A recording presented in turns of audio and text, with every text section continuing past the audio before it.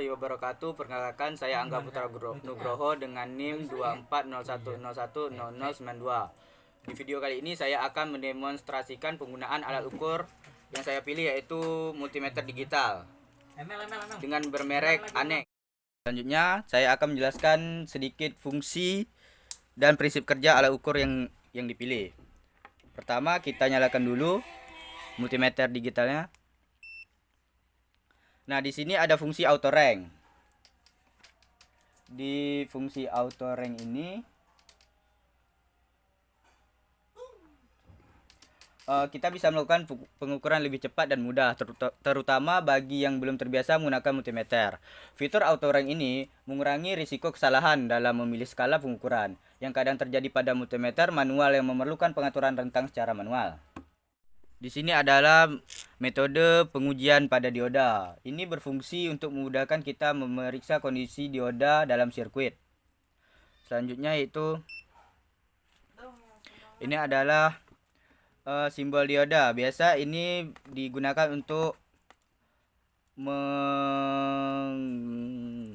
biasanya ini digunakan untuk memeriksa apakah suatu kabel atau jalur sirkuit masih terhubung, berfungsi atau putus.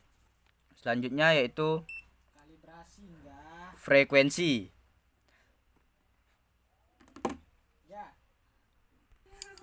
Untuk bagian frekuensi, fungsi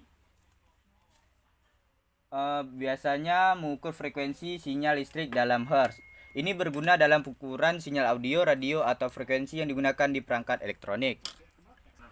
Nah, di sini yaitu mengukur tegangan DC volt dengan simbol DC volt untuk mengukur tegangan arus arah. Di sini yaitu di AC volt untuk mengukur arus bolak-balik ataupun tegangan arus bolak-balik. Ada pengaplikasian multimeter digital. Di sini saya menggunakan bahan yang akan diukur yaitu aki motor dengan tegangan akinya yaitu 12 volt. Cara pengukurannya yaitu kita pilih yaitu selektornya di simbol DC volt, atur prob merah ini bagian prob positif ke terminal positif aki. Prob hitam ini bermuatan negatif ke terminal negatif pada aki motor.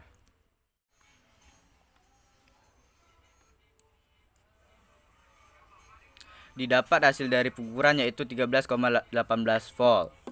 Jika kita membalikkan kabel probnya, yaitu prob merah di bagian negatif dan prob hitam di bagian positif, maka hasilnya tidak akan pasti, yaitu akan didapat hasilnya negatif 13,18.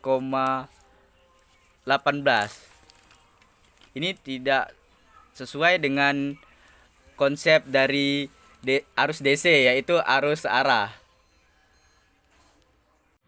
Untuk kelebihan dari multimeter digital yang kami pakai yaitu kelebihannya termasuk akurasi tinggi berkat 6000 kon dan layar yang terang yang memudahkan pembacaan hasil di berbagai kondisi pencahayaan. Sedangkan kekurangannya yaitu multimeter ini mungkin tidak memiliki ketahanan yang cukup untuk lingkungan yang sangat ekstrim. Kesimpulan yang dapat saya ambil yaitu mengapa ketika kita mengukur aki yang memiliki tegangan 12 volt, sedangkan ketika diukur dengan menggunakan multimeter hasilnya 12 volt, mungkin ini disebabkan oleh kondisi pengisian aki yang penuh.